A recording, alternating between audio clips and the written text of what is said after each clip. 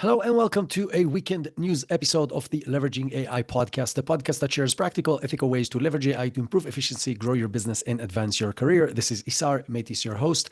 And this episode is actually recorded on Friday, October 24th, rather than on Saturday, the 25th, like we always record, which means the cutoff date was yesterday. So anything that happened this Friday on the 24th or early morning on Saturday is not going to be included in this episode, and we will include it in the episode of next week.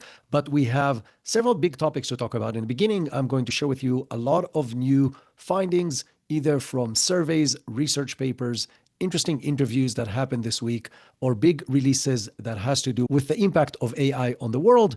And then we're going to learn about new releases from Anthropic and from OpenAI, and then lots of rapid fire items. So lots to cover every single week with some very interesting stories in the beginning and a humanoid robot for less than $1,500 in the end. So stick all the way to the end if you want a new toy. And the reason I'm recording this on Friday and not on Saturday is because tomorrow I'm giving a keynote and I'm actually recording this episode in Albuquerque in a hotel room. So if you see a difference in the quality of video and or audio, that is the reason, but it should definitely be good enough. And now to the AI news of the week. And I'm going to start with a letter that was signed by 850 prominent figures, including top known people from the AI world, as well as big tech leaders, including influencers from several different industries. And they signed a document called the Statement of Superintelligence on October 22nd. And this statement basically urges to ban the development of superintelligence until safety and controls can be assured. Some of the known figures who signed this letter are Joshua Bengio and Jeff Hinton. Both are considered the godfathers of modern AI, but also other known people like Steve Wozniak, the co-founder of Apple, and the Virgin Group founder Richard Branson, and many, many other people. Now, they're identifying very serious potential risks from the development of superintelligence as it is right now. And these include human economic obsolescence, threats to national security, and even potential human extinction. Now, Joshua Bengio stated, and I'm quoting, "To safely advance towards superintelligence, we must scientifically determine how to design AI systems that are fundamentally incapable of harming people, whether through misalignment or malicious use." Now, this is not new, by the way, just the people who are sounding the alarm are sometimes different, and in many cases, different than what they said in the past on both cases. So in 2015, Sam Altman, the CEO of OpenAI, who is probably the person leading the charge more than anybody else right now, wrote a blog post that is called Machine Intelligence Part 1. And in that blog post, Sam Altman wrote, and I'm quoting, "Development of superhuman machine intelligence," he called it SMI back then, "is probably the greatest threat to the continued existence of humanity." That's pretty profound for someone who's currently driving this faster and faster ambition towards AGI and then ASI faster than anybody else. Another person that spoke about this in the past is Elon Musk, which on a podcast this year said that he thinks there's a 20% chance of human annihilation by AI. That's a pretty high percentage, should be at least in anybody's scale. And he said it as if it's, that's still a relatively low percent. If you have been listening to this podcast for a while, you heard me relate to this multiple times. I'm an avid sci-fi reader, and as a teenager, I loved Asimov's books, and I read everything he wrote, including obviously the Robots series. And over there, the Robots has 3 different laws, and the first 2 are there to protect humans. And these robots are built in a way that regardless of what they do, they cannot break the first 2 laws, which causes them to protect humans. And this statement calls for something like that, a way from a technological perspective to guarantee that AI will not harm humans in any way, either by mistake or by being used by other people with malicious intentions. Now, conceptually, I agree. I think it's a great idea.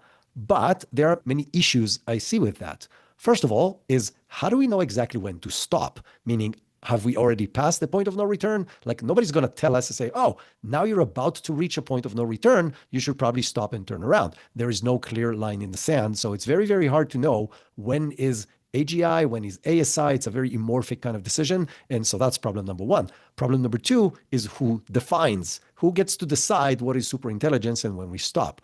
Problem number 3 is that many of the negative aspects that ASI can bring with it can be achieved way before ASI is achieved, even before AGI is achieved. Some of them might already exist and just not been fully implemented or don't have the full impact on society yet, but they might already be here. So should we stop now? Should we have stopped 6 months ago? So that's very, very problematic. Another big question is who is going to enforce it? Like, how do you make sure that any lab in any place around the world that is developing AI, either as closed source or as open source, which raises a whole other set of questions, who gets to enforce that ban? And then the last question is, let's say we stop the development and work towards a safe path forward.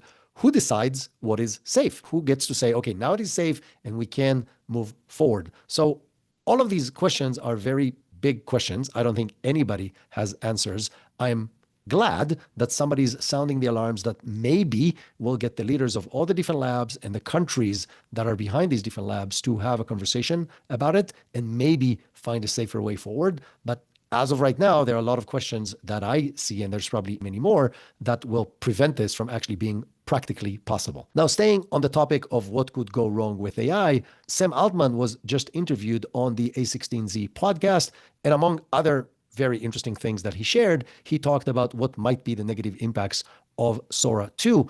And he was specifically talking about the fact that as a strategy, OpenAI wants to release things, even if they're not fully developed, in order to get the world to be more ready for what's coming. So here's one of the quotes from Sam in this interview. Very soon, the world is going to have to contend with incredible video models that can deepfake anyone or kind of show anything you want. You can't just drop the thing at the end. What he basically means that he doesn't want to drop the final most capable video product on humanity before you can see the steps there and get ready.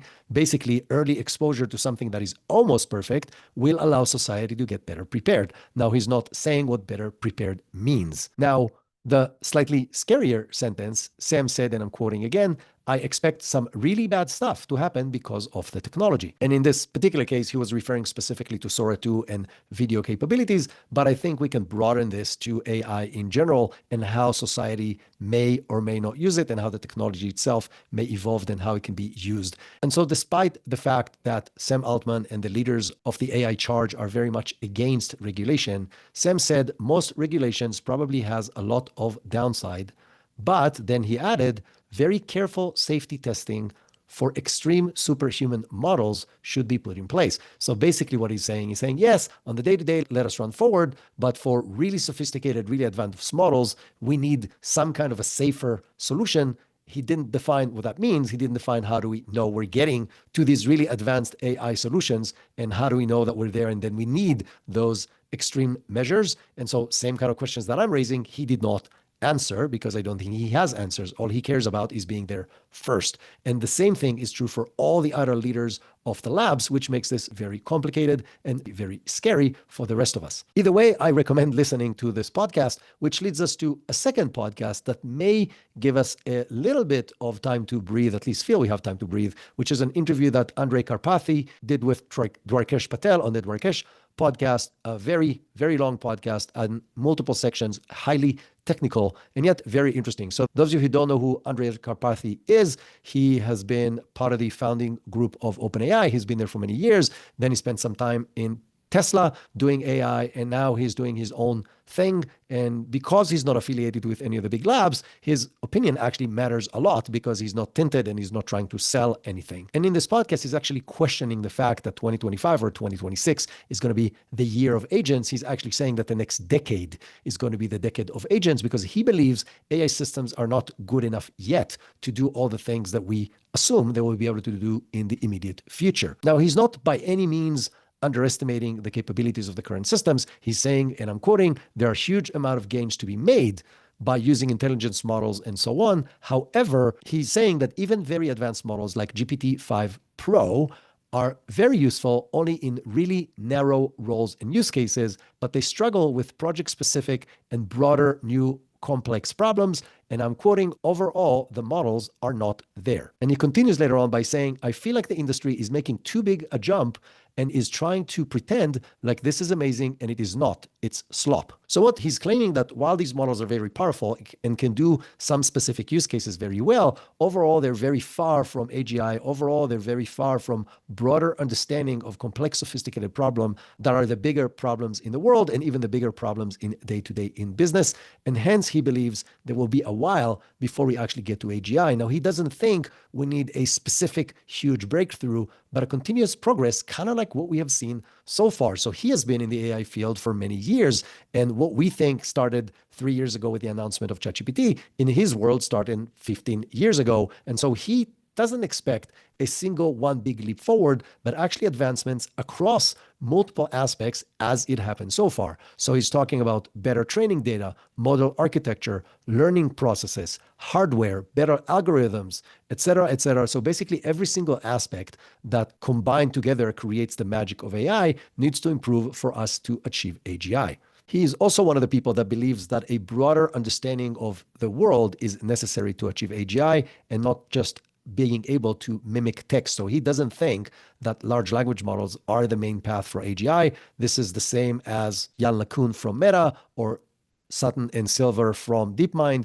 So there are several different people who believes that world models that can learn from experience is a necessity on the path to AGI. That is not the case with some other people who believe that we are on the path to AGI. So it just depends who you want to believe. And they might all be right in one or two aspects of what they're saying, but not in the broader scheme of things. Now, to be fair, most of the interview with Andre is based on coding because that's the world he knows the best. And so a lot of the references that he's using comes from the coding and software development world. But since this is one of the more advanced capabilities of AI right now, I think this is a good proxy for what AI will do overall. Now, before I tell you what I think about this whole discussion, there was a Substack article released by Gary Marcus that is also saying that we are not even close to AGI. Now, those of you who don't know who Gary Marcus is, because we haven't talked about him a lot, he has a bachelor degree in cognitive science. He has a master's and a PhD in cognitive science from MIT. By the way, he finished his doctorate at MIT at the age of 23. So he's definitely knows one or two things about cognitive science and AI. And he's been a long-time skeptic that large language models are the path to achieving AGI. So he just wrote a piece labeled "Game Over, AGI is not imminent and LLMs are not the royal road to getting there." So another voice on the same concept. And in this piece, he references recent events or understandings or publications from different sources that he claims are strengthening his opinion. The first one is Apple's reasoning paper that confirms that LLM cannot handle different aspects of thinking and reasoning. This was released in June of this year. I believe it was released partially to maybe shift away from the focus on the failures of Apple to develop AI, but it doesn't really matter. They still released this paper. On August 25, there was the release of GPT-5, which was delayed and was not that much better than GPT-4 that came before it, or the reasoning models that came before it. In September 2025, the Turing Award winner, Rich Sutton, also supported this opinion. And then obviously now the interview with Andrej Karpathy. So multiple events that Gary Marcus believes support his concepts. But either way, the AI world is split whether we are on the right path with LLMs to achieving AGI or not. But now I told you I'm going to give you my opinion. My opinion is that it doesn't matter. The whole concept of AGI doesn't matter. And the reason it doesn't matter is because we keep on making progress. And the AI we have today, if we stop developing AI, it will take us 5 to 10 years to deal with the ramifications of that on a business level, on an economical level, and on a society level. Because the implications, once everybody starts implementing everything that's possible today, are profound, and we don't know how to deal with the outputs and the outcomes of that yet.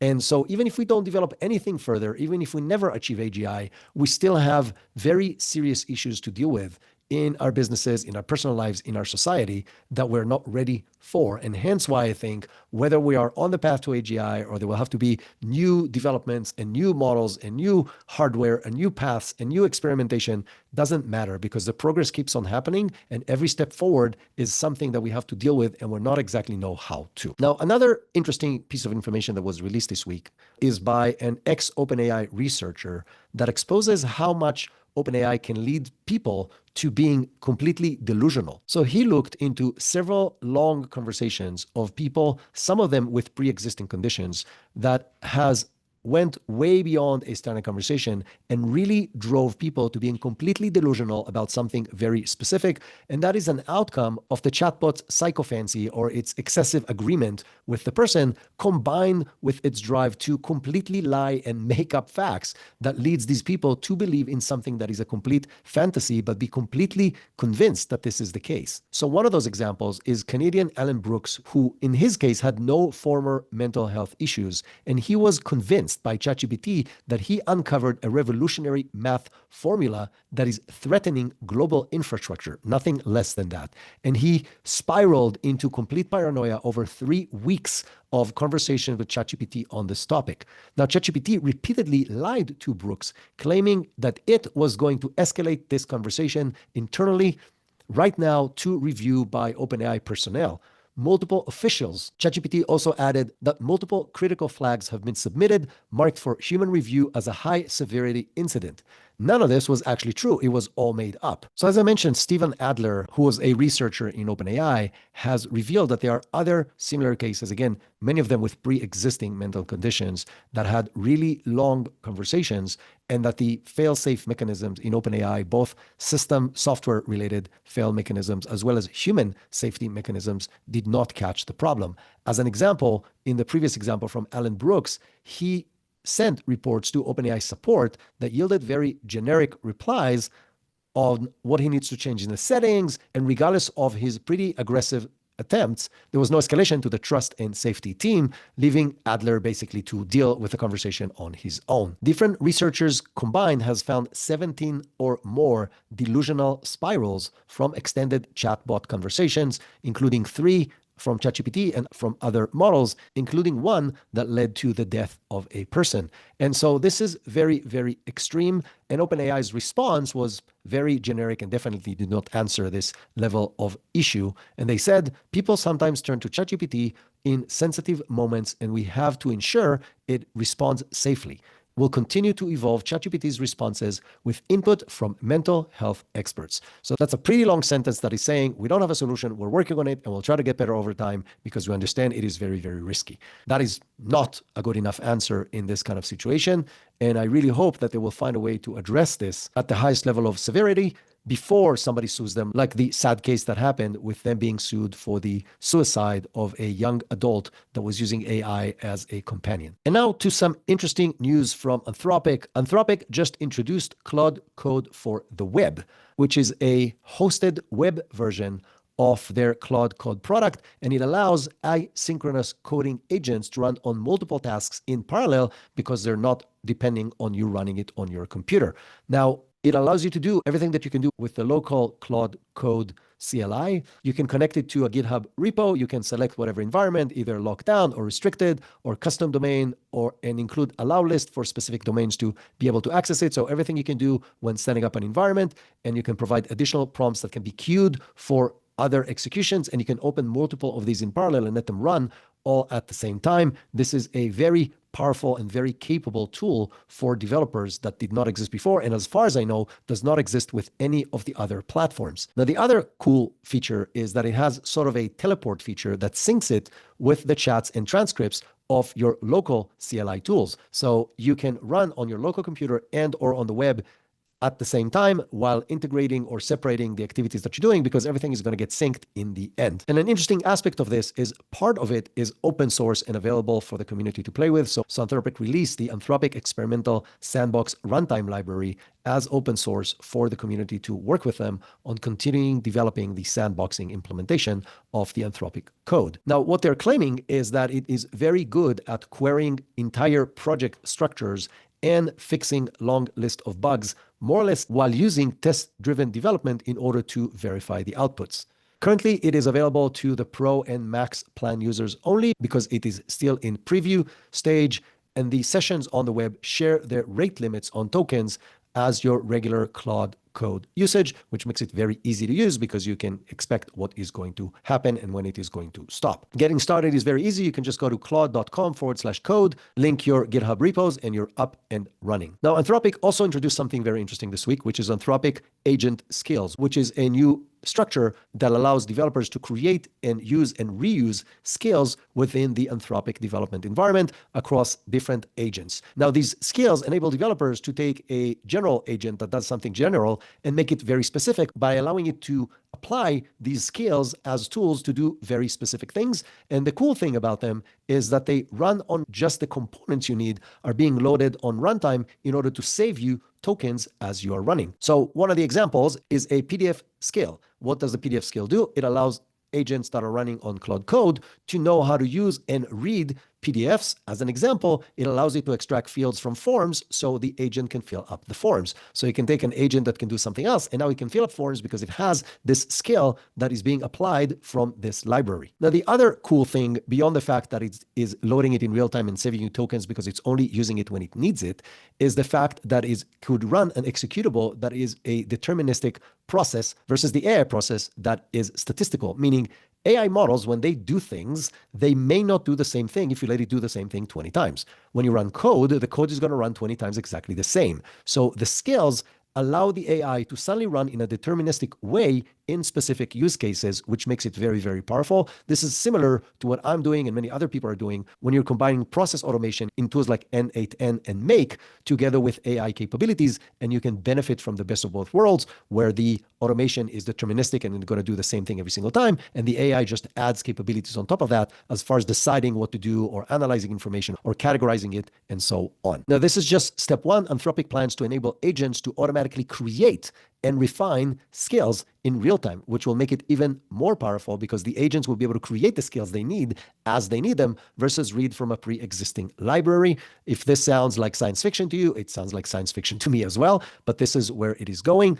And to make it easier for anybody to start, Anthropic have shared a repository on GitHub of existing skills that you can start using. These skills in the repository are broken into several different categories of creative and design, development and technical, enterprise and communication, meta skills, which is basically a skill creation skill, and then document skills. And there are several in each and every one of these categories that you as a developer can start using today, either as is or as a sample for you to develop other things that you need that are similar to what they have developed. And because it's open source, you can either start from their examples and change them, or you can just learn how they work and build your own. Now, if you think we're done with Anthropic and Claude, we are not. They are really on fire this week. Claude just released Microsoft 365 connector for any Teams or enterprise customers, which requires admin enablement to unlock that capability. But once you do that, it allows you to converse in Claude with your documents, emails, calendars, etc. Anthropic's statements, they said, and I'm quoting, Claude works with the productivity tools you use every day, bringing context from your documents, emails, and calendar directly into your conversations. Spend less time gathering information and more time on the decisions and work that drive impact. Now let's combine all these news together, and you understand that Anthropic is going all in on the enterprise side of AI with more and more tools for developers, better integration into existing environments, and skills combined. All of that will drive significantly faster and more effective enterprise adoption of Anthropic, which they are already leading. More on that in a minute. And the last piece of news from Anthropic is that Anthropic is in negotiation with Google for a new compute deal in the high tens of billions to give them access to more TPUs from Google. Those of you who don't know, Google has their own chips. It's called Tensor Processing Units, or TPUs. A lot of what Anthropic is doing is running on these chips right now because they've had a partnership for a long time. Google has invested over $3 billion in Anthropic, $2 billion in 2023, $1 billion in 2025. And so this partnership has been around for a while, and they're just looking to broaden that in a much, much, much larger scale. Both of them did not comment, so this is a rumor as of right now, but many of these rumors seem to materialize so far. Whether the rumor is true or not, Alphabet shares jumped 3.1% after hours trading after this report was published. And this is all aligned with the explosive growth that Anthropic is experiencing this year. They're going to more than double the revenue from a year ago and potentially triple from last year. And this is not a company that makes $2 million a month. This is a company that is aiming to end the year at a run rate of $9 billion ARR, which if they do, it's going to be 3x from the $3 billion they had last year. Now, I briefly mentioned Anthropic's lead in the enterprise market. So a Barclays analysis dated October 18th is showing a very big divide between consumer usage of AI versus enterprise usage of AI. On the consumer usage of AI, OpenAI has a very big lead on number 2, which is Google Gemini, which with more than double the token consumption on OpenAI than on Gemini. However, on the enterprise side, Anthropic is number 1, way ahead of ChatGPT. Now, those of you who have been following what happened to Anthropic this past year shouldn't be surprised, because they have been the leading tool behind development platforms. Many, many, many developers in the world, a high percentage of developers, are using Claude Code behind their development tools, either directly or integrated into their existing development environments. And that has driven a huge spike in adoption of Anthropic tools. OpenAI has invested a lot in GPT-5 to take the lead back, and they were able to do this for a very short amount of time. But then Anthropic came out with Claude 4.5, which again took the lead on everything development. And to be fair, more or less everything across the board. If you look at the LM6 arena, Anthropic is currently leading almost every category. But speaking on the fierce competition with OpenAI, OpenAI made its own big announcement this week, and that is the release of ChatGPT Atlas, which is their AI agentic browser. It is currently available only on Mac, but there are plans to release it on Windows and iOS and Android and basically anywhere you would want to use it. Now, I shared with you in the past few weeks that OpenAI is going all in on global domination, and they want to be the app that controls it all. They basically want ChatGPT to be your gateway to everything, both personal and business. And this is just another clear step in that direction. And if they can get a significant percentage of their 800 million weekly users to switch over from using most likely Chrome, but either Chrome or any other browser, to using their browser, that puts them in command across multiple aspects, a lot of knowledge, a lot of data, and being the gateway to more or less everything the users do, either at work or at home, when they're shopping, for leisure purposes, and so on. Sam Altman said multiple times, and this is a recent quote, "We think AI represents once-in-a-decade opportunity to rethink what browsers can be, how to use one, and how to most productively use the web." And I agree. AI will completely transform how we use the web. We will most likely not browse websites. We will have an agent, our agent, to do the work for us, to most likely talk to many other agents that will do some specific tasks and will just get us the answers, or order for us, or research for us, or everything else that we're doing with the web today will work in a very different way. And whoever controls the browsers will control that entire environment. Now, if you think about how Google took over the world, it's in 3 different aspects. One is they control the search, or basically how you get to the information. The second is the actual interface, which is the browser itself. And the third is the hardware with the Android phones and laptops. And this is exactly the play that OpenAI is trying to do right now. They already control the interface with ChatGPT with 800 million users, and they are now have their own browser, and they're releasing their hardware sometime next year. So this is going to be head-to-head competing with everything that Google is doing right now. An interesting aspect of this browser, that in addition to knowing your history of browsing, it's also connected to the ChatGPT memory, meaning it has a lot more context about who you are and what you're trying to do and what your expertise are and what you're looking for, and will be able to respond in a more specific way than potentially other browsers because of your daily or regular usage of ChatGPT. And going back to how they're framing it, Fiji Simo, their CEO of applications, said, "Over time, we see ChatGPT evolving to become the operating system for your life, a fully connected hub that helps you manage your day and achieve your long-term goals." This is her way to saying, we want to control your life, or we want you to do everything in your life through our lens, through our interface. And as I mentioned, they're doing everything they can to move in that direction. That being said, there's already a lot of competition in the agentic browser universe with tools like Dia and Neon and Comet and Strawberry and Arc and so on. I truly believe that within this coming few months, more and more people will shift to using these agentic browsers.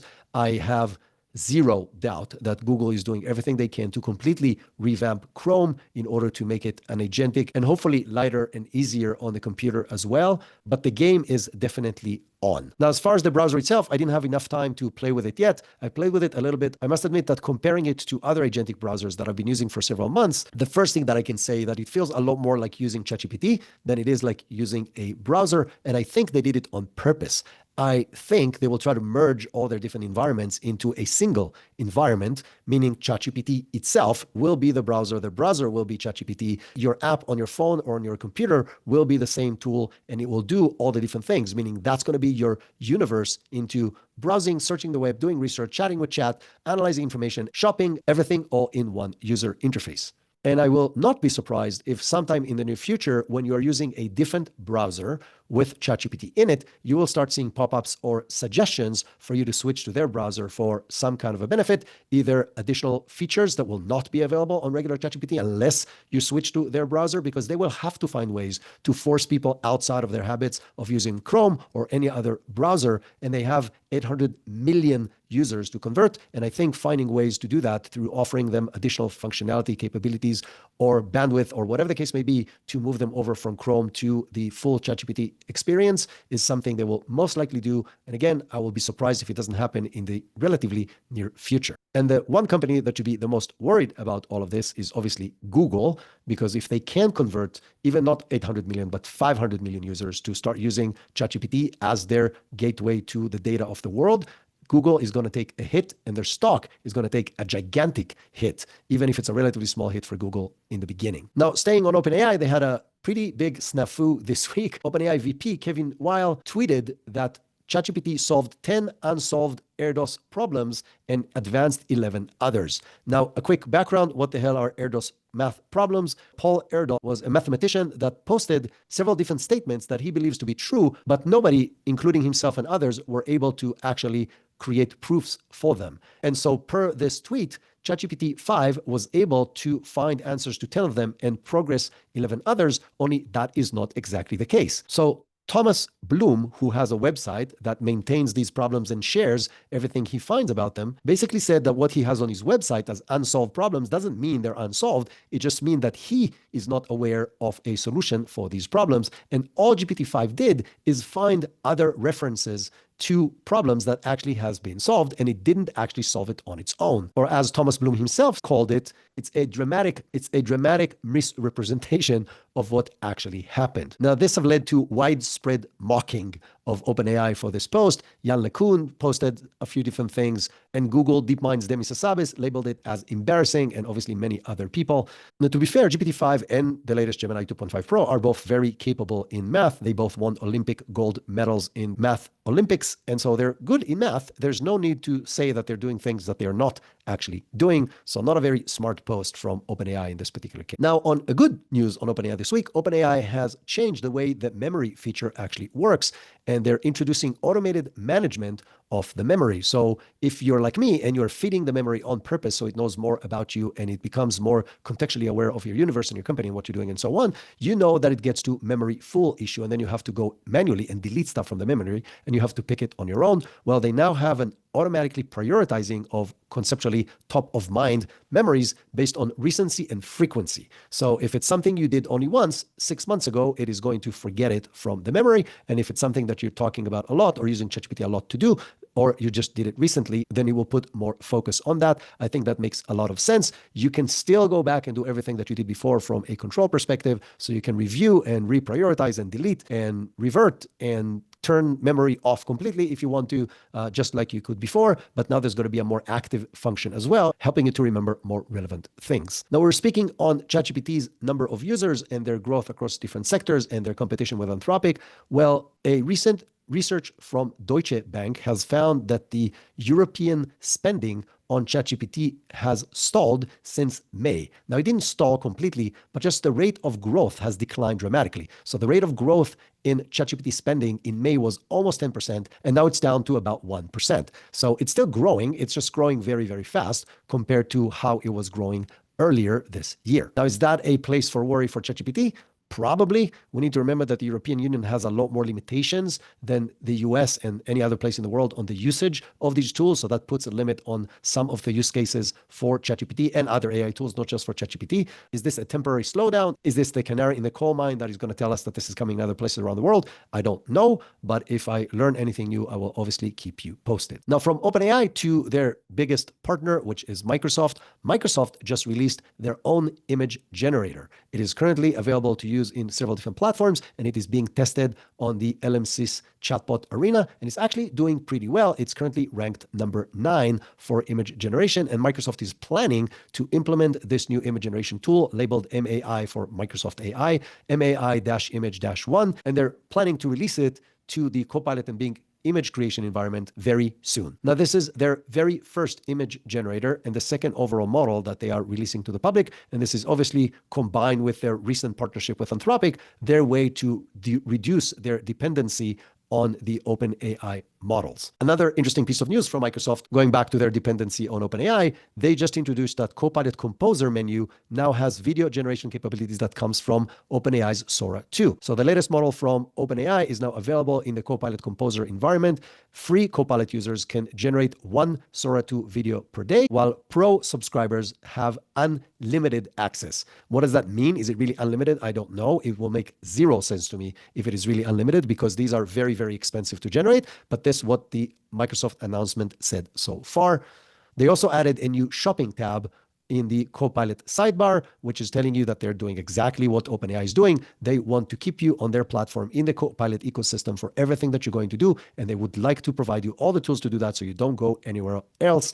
This is the new frontier, right? It's the app that will control everything that we do in our connection with data of the world, whether it's shopping, working, browsing, learning, experiencing, creating videos, etc., etc., etc., all under one umbrella, and everybody will fight to be that platform. And from Microsoft to Meta, Meta is rolling out parental controls for teens for their AI interactions, and this is going to be rolling out in early 2026. This will allow parents to disable one-on-one AI chats entirely or block specific types of bots or specific type of AI content, and it will also allow parents insights to what are the topics that their teenage kids are consuming with AI without giving them full access to see the exact conversation. Meta has stated that over 70% of teens have used AI companions, with 50% using them regularly. So this is a very high percentage. But that being said, you got to remember that OpenAI has integrated AI into everything on their platforms. So whether you want to use AI or not is not really your choice. And so that basically means that 70% are using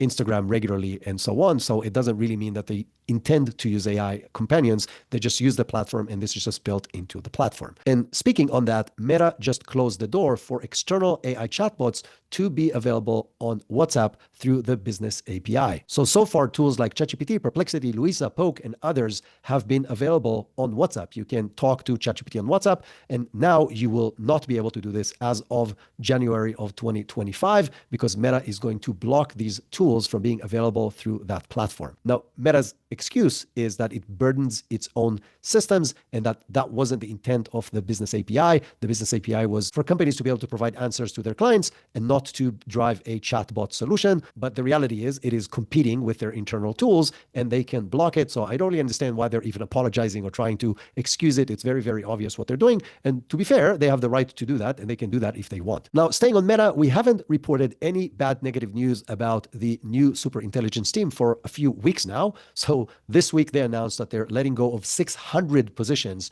on the recently established superintelligence team. This was a part of an internal memo by Alexander Wang, who is running this team. And the way he defined it is, and I'm quoting, "Fewer conversations will be required to make a decision, and each person will be more load-bearing and have more scope and impact." So will this department eventually fall into place and do amazing things? Maybe. So far, it doesn't seem to be a well-organized, well-strategized, well-executed process of putting this department together. That being said, again, it's Meta. They have lots of money, they have compute, and they now have a lot of really smart people that they poached from other labs. So time will tell. But as I mentioned, this is another bad sign when you let go of 600 people from a department that you established less than 6 months ago. And the last piece of news about Meta is that they just joined forces with Blue Owl Capital in a $27 billion joint venture to build their largest data center so far, and that is going to be built in rural Louisiana. It is going to be a massive project, and that is obviously to keep them in competition with what's going on with OpenAI, Anthropic, and Alphabet and their insane investments in compute.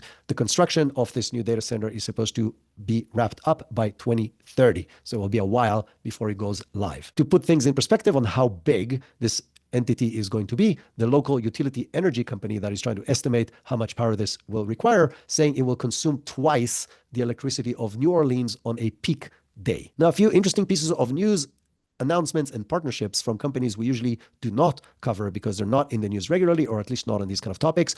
Oracle is unveiling a set of new AI-driven features across its cloud infrastructure, applications, and analytics. So multiple AI agents, including improvements to their AI studios, as well as a agent marketplace and other capabilities are going to be deployed across multiple Oracle infrastructure and tools, and will be available to anyone who's using Oracle tools, including older systems such as PeopleSoft. How exactly will that happen will be very interesting to see, because PeopleSoft has been almost impossible to even integrate because it's so archaic, but apparently they found ways to run agents on top of PeopleSoft as well. So I'll be very curious to see what exactly they're doing with that. In their new marketplace that they announced, they already have several really big players offering different agents in that marketplace, including Accenture, Deloitte, and IBM. Specifically, IBM released several agents, including a smart sales order entity agent, a intra-company agent, a requisition to contract agent, and a few others. And IBM is also developing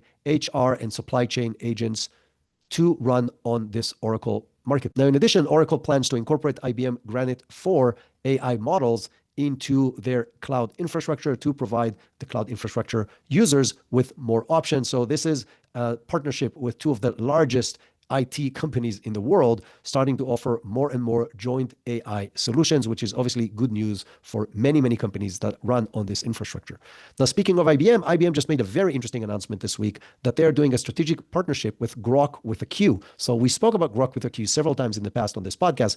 Grok with a Q are developing a new type of hardware that they call LPUs, language processing units, which, different from GPUs, are not built for training models. They're built purely just for inference, which is the time that you actually use the AI that generates the tokens, that generates the outputs, and it runs 5 times faster than current GPUs at a fraction of the cost. And so IBM is going to include that infrastructure into the IBM environment for the benefit of everybody that is using the IBM infrastructure. One of the biggest benefits of this is for any environment like healthcare that requires immediate near real-time responses, because now A, the responses will come significantly faster, and B, it will be significantly cheaper. So we will be able to run through multiple very large queries very, very fast and at a reasonable cost. Those of you who haven't seen Grok work, I highly recommend trying it out. You can just go to Grok Cloud and run a prompt on ChatGPT, and then run the same exact prompt on ChatGPT, so you can pick the different models on Grok Cloud, and entire pages appear instantly. It's like magic. And so I think, again, that's a very interesting move by IBM, and I'll be surprised if other companies don't move in that direction. Not necessarily just from Grok, there's other suppliers who do similar things, but start to provide cheaper, faster inference in addition to the GPUs that they have, and then we'll use the GPUs more for training, and then these inference chips more for delivery of AI. I know the next piece of news is not specifically related to AI, but I cannot go through a news episode about technology this week without mentioning the AWS outage that happened on October 20th. About 30% of the internet was impacted, or at least the Western Hemisphere internet was impacted by this outage, and many different websites were either down or struggling, including banking, gaming applications, Snapchat, and many other platforms, all were impacted by AWS. So why is it interesting in this podcast as an AI podcast? So let me explain. The cause for this was a simple internal glitch, not even an external attack, which is always another option. And it has put many, many companies down for several different hours. Now think about, what does that mean once we start running the company on AI? Not just the application, it is also replacing a lot of the human functions. It means that if you're building systems around that where AI is actually doing the work, you must think early on about redundancy. You must have more than one large language model in the backend doing it. You must have real-time rollover to a different language model if one fails. Otherwise, the actual operation of the business, not just the way to access data or access the website, the actual operation of the business may come to a halt, because there's going to be these specific bottlenecks that are going to be AI operated. And if you don't have a plan, this might be a very, very bad day for you and your company. And so if you are developing these kind of tools, and if you are becoming dependent on AI doing some functionality, I definitely suggest you take that into account. Now, speaking on Amazon, Amazon revealed something really, really cool this week. They started providing their delivery drivers with delivery glasses. These are designed specifically to enhance the safety and efficiency of their delivery associates. And it is basically like the smart glasses that Meta just announced, only built specifically for delivery. So it has a projection and camera and headsets, and it allows the drivers and the delivery people to stay focused on what they need to do while getting all the information they need, such as navigation and information about the packages and guidelines to where to drop them, etc., etc. Many functions that are required for them to do with assistance from AI straight into these glasses.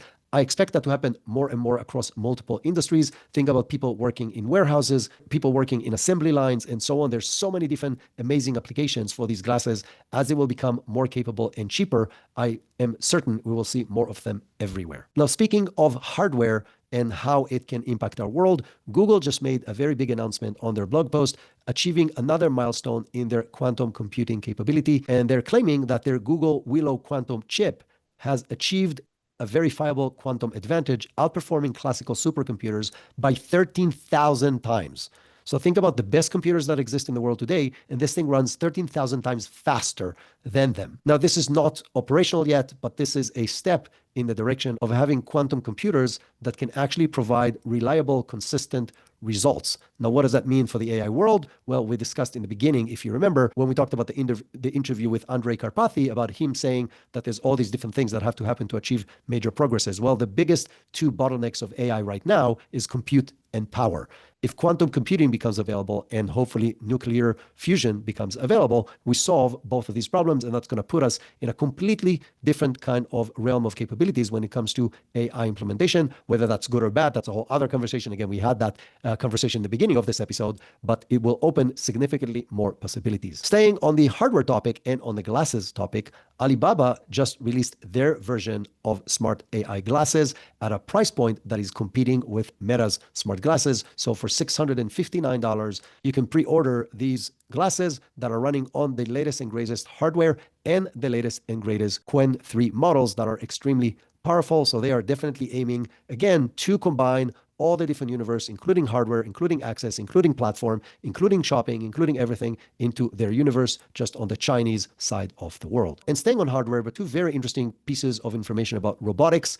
One is in the Q3 Tesla earning call, Elon Musk referred to his request to have higher control over the robot of Tesla. Elon Musk expressed his demand, if you want, or his wish to have more control, or like he said, influence over the army of Optimus humanoid robots that Tesla will build. I'm quoting from what Musk said. My fundamental concern with regards to how much voting control I have at Tesla is if I go ahead and build this enormous robot army, can I just be ousted at some point in the future? If we build this robot army, do I have at least a strong influence over this robot army? Not control, but a strong influence. I don't feel comfortable building that robot army unless I have strong influence. What does that mean? I'm not exactly sure. I'm somewhat terrified with this sentence, but it raises a lot of questions of who actually controls these robots, what they're allowed and not allowed to do, what kind of control, or call it whatever you want to call it, Elon, influence the developers of these robots will have. And if they're going to be in every home, if they're going to be in every street, if they're going to be in every restaurant, if they're going to be in every company, can somebody just take control over them one day and do something different with them, whether intentionally or by mistake? And that leads me back to what I said at the beginning, the 3 robotics laws from Asimov.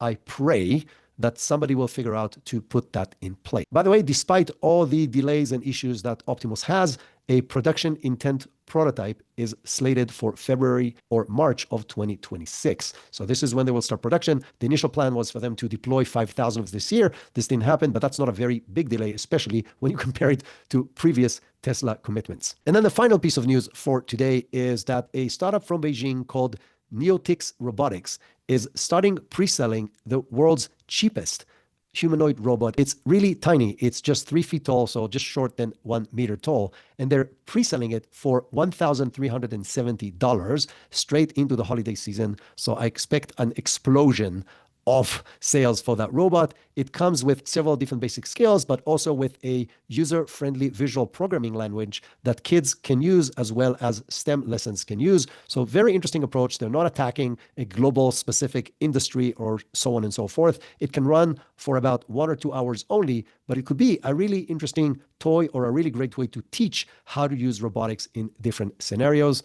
So a different approach and a very different price point than everything we've seen so far. The cheapest robot I know of right now is another Chinese company. It's Unistree's R1 robot, which is highly capable, and they're selling it right now for $6,000, which is still very cheap to compare to most other robots. There are a lot more news from this week, and they all appear in our newsletter. So if you want to know what else happened this week, including some very significant funding rounds to some known names and less known names, go check out the newsletter. You can sign up through the link on the show notes. If you are enjoying this podcast and you find it valuable, please share it with other people. Click the share button now. Think of several different people that can benefit from it, and just share the podcast with them. It will take you 5 seconds to do that, and you'll be helping other people, and I will be really grateful if you do that. And if you're on the app, either on Apple Podcasts or on Spotify, I would appreciate if you leave me a review as well. That also helps get to more people to learn about AI. So jointly, we can increase the chances of landing on the better side of a potential future with AI versus the wrong side of potential future with AI. We will be back on Tuesday with a fascinating how-to episode, this time about Weavy. So if you want to learn how to create the most incredible visual assets at scale, including images, videos, based on your brand guidelines, based on specific processes, don't miss this episode. It is going to blow your mind. That is it for today. Have an amazing rest of your weekend, and we'll talk again on Tuesday.